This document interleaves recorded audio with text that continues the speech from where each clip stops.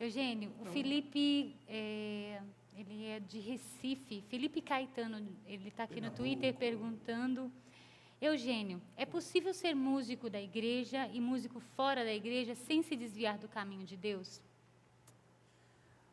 Eu acho que não é possível, não. Eu nunca experimentei isso, né? Por isso eu não posso dizer com toda a propriedade, é possível. Mas, na verdade, conciliar essas duas realidades deve ser uma coisa... Um grande desafio, não é? Terrível, não?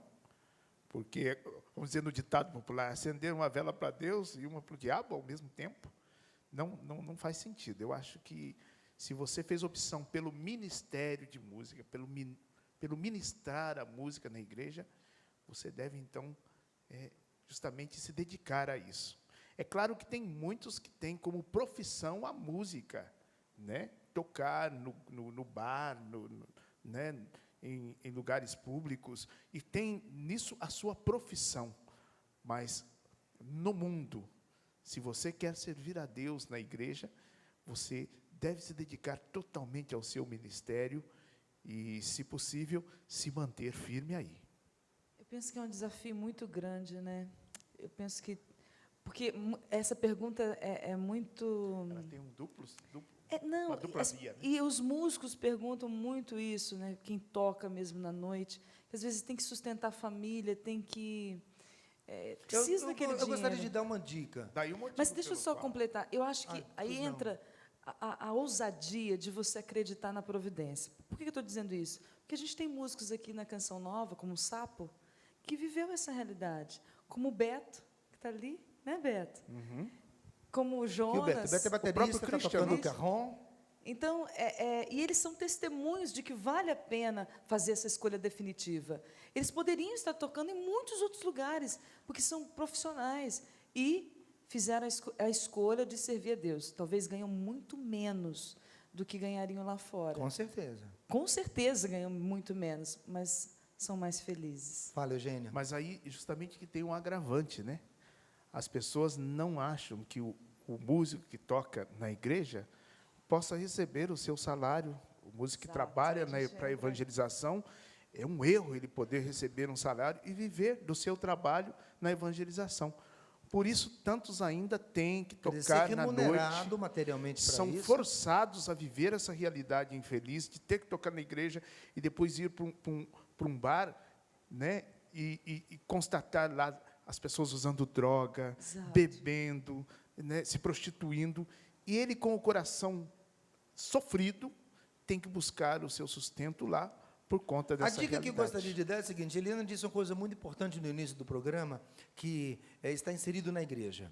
Então, se você está numa situação, neste impasse, aí é onde você está, procure um sacerdote. Procure alguém do grupo de igreja que você participa, do seu grupo de oração, da sua pastoral, para você não tomar decisões sozinho. Você tem alguém com quem você partilhar, conversar e tomar uma decisão. Neste momento, eu penso que a presença de um sacerdote, de uma pessoa mais vivida, uma pessoa que conhece você e conhece bem de perto a sua realidade, vai ajudar você a decidir, porque justamente, muitas vezes, o que está em jogo é o sustento de uma família, e é preciso ter muita sabedoria para tomar uma decisão na hora Ricardo, dessa. eu acho que fica o nosso apelo para as pessoas da igreja assumirem os músicos. Beleza? O Fábio, tenta me recordar, Fábio, documento da igreja, que diz exatamente que a obrigação da igreja, né, é acolher o músico, pagar o músico, né? Não é isso, Fábio? Você lembra qual que é o documento? 79, é o documento da igreja, 79, número 79. Número 79. E ali diz que é uma obrigação da igreja acolher o músico, porque ele fez essa opção de deixar tudo, de tocar lá fora e para tocar para Deus, seja numa missa, seja na liturgia. Então, acolhê-lo, dar todas as condições para que ele continue nesse caminho do Senhor. Ok, muito obrigado. Eliana, por favor, presenteie ali a sorteada, que está ganhando também um diário. Beleza. De onde você é, querida? Mogi Guaçu. Mogi Guaçu. Bem-vinda, viu? Receba um abraço aí da Eliana Ribeiro. Obrigado. E a gente continua recebendo você, participando com a gente. Nosso tema é música e evangelização. Célia, para quem é a próxima pergunta? Tá, eu vou perguntar agora para Eliana. Deixa eu só dar um recadinho, Eliana. O padre Jason, ele diz assim: Eliana, você esteve em Portugal, eu sou sacerdote em Portugal. Eu gostaria muito de ouvir a música que você cantava em Portugal, que você fez em Portugal. Bom, mas isso vamos deixar para depois, é só um recadinho, tá bom? Pronto, gente. E a pergunta, Célia? Agora a pergunta é da Charlene Lourenço. Ela pergunta: Eliana, quando você não está bem emocionalmente, como você consegue, como fazer para ir cantar no show? O que fazer nessa hora? É boa Amiga, eu canto assim mesmo. É aquilo que o Eugênio falou, aquilo que eu vivo, sabe? É cantar e viver e cantar. Eu acho que isso, Deus está nisso, sabe? A gente não tem que se esconder. Os meninos, o Christian, que me acompanha mais, sabe que tem a hora que eu estou cantando Consagrado para Amar, me dá uma saudade de casa e eu começo a chorar. Lembra mesmo. aquela nossa experiência lá em Caruaru? Nossa, aquilo ali foi... Mas foi fantástico. Nós somos mestres em experimentar na carne, né? Aquela Gente. palavra de São Paulo que diz: Nossa, é na nossa fraqueza que Deus manifesta a sua Eliana força. Ribeiro, padre Cledimar e eu subimos no palco para fazer um show juntos. Só que nós não estávamos bem, nós tínhamos tido um problema entre nós. E foi um desencontro tremendo, que nos deixou emocionalmente muito abalados. Nós subimos no palco assim, a gente não tinha condição de estar lá. É mesmo. E aí, Teve uma hora que eu abri a boca, eu não parava de chorar. Eu chorava. Mas Eu ali... chorava mesmo. Mas ali Deus foi entrando, né, na nossa fragilidade, na nossa verdade, e aquilo foi alcançando o povo e foi fazendo... Eu não sei para os dois, mas para mim foi... Não, ali os a maiores evangelização atingidos das lágrimas. por tudo Fomos aquilo, nós. fomos nós, em primeiro lugar. Então, Sem a gente, dúvida quando está nenhuma. emocionalmente abalado, a gente canta mesmo assim. A gente canta abaladamente, emocionado. E segue em frente. Que, aliás, Com nó nada na poderá garganta. me abalar. Né? Obrigado, gostei da mexã. Seguimos em frente. Célia, próxima pergunta, querida. Ok, vamos lá.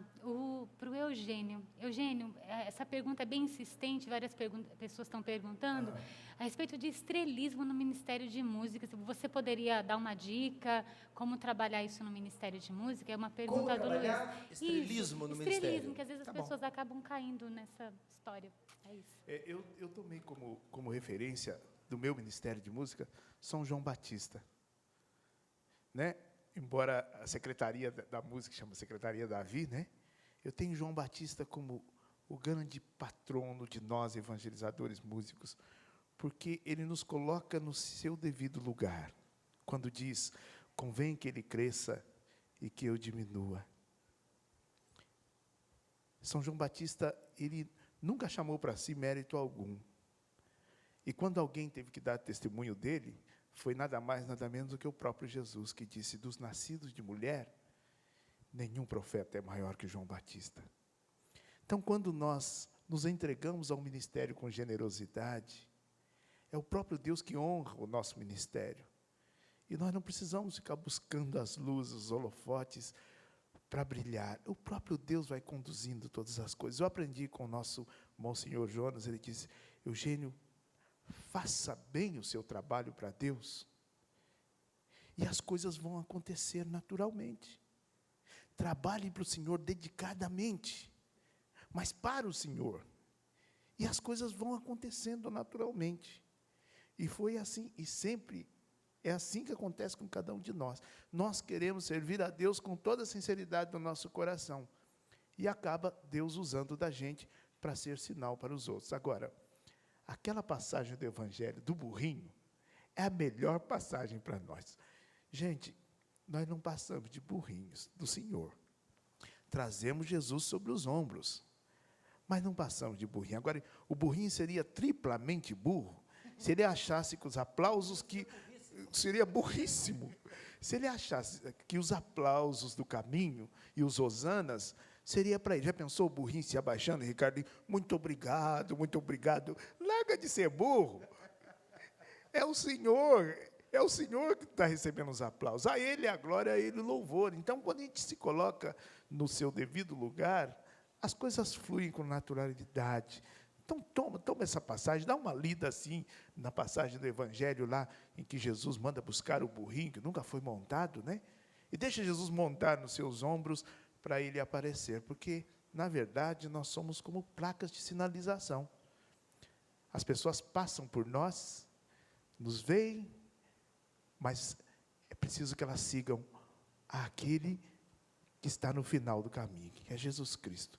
Passam por nós. Eu nunca vi ninguém parado na frente de uma placa. Oh, linda placa, que placa maravilhosa, reluzente. Não, as pessoas leem a placa e seguem a sua viagem.